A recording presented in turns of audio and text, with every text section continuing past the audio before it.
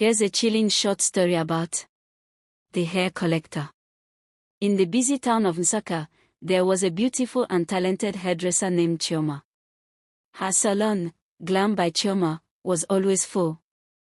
Women from every corner came to braid, weave, and style their hair, not just because Chioma's hands were magical, but because everyone who left her salon seemed to glow afterward. What no one knew was that Chioma's secret wasn't her skill, it was something darker. Every evening after closing, Chioma would sweep the floor carefully, separating the hair she had cut or combed from her clients. She packed it neatly into black nylon bags and placed them inside a locked cupboard. Then, just before midnight, she would carry those bags to a small, hidden shrine behind her house. There, an old clay pot sat in the center, surrounded by red candles and cowries. She would whisper strange words, drop the hair into the pot, and sprinkle a dark liquid over it. "Make them love me," she murmured one night, "make them never stop coming." For more stories like this, subscribe and share. The next morning, business was even better. People fought to book appointments. Some swore Chioma's hands brought them luck in marriage, others said their businesses started to boom after visiting her salon. No one questioned the strange smell that sometimes came from the back room or why Chioma's eyes glowed faintly when she looked into the mirror.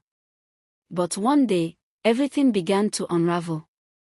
A young woman named Ngozi came to do her hair. She had just returned from Lagos, and something about her spirit was different, strong, bright. While Chioma walked, Ngozi began to feel dizzy.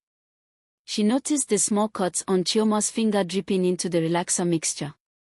Suddenly, she saw flashes, images of the shrine, the burning candles, and the pot filled with hair. Ngozi screamed and pushed Chioma away. "You're using people's hair for charms," she shouted. The other women in the salon froze. Chioma laughed softly, but her laughter cracked, turning into a growl. Her mirror shattered on its own, and wind rushed through the salon though the doors were closed. By nightfall, the police came, but the salon was empty. No one ever saw Chioma again. Weeks later, the new tenants who rented the salon started cleaning out the back room.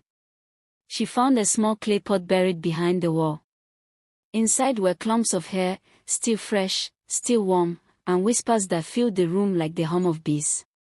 That night, the tenant dreamt of a woman with glowing eyes, holding a pair of scissors, saying softly, "Beauty comes at a price."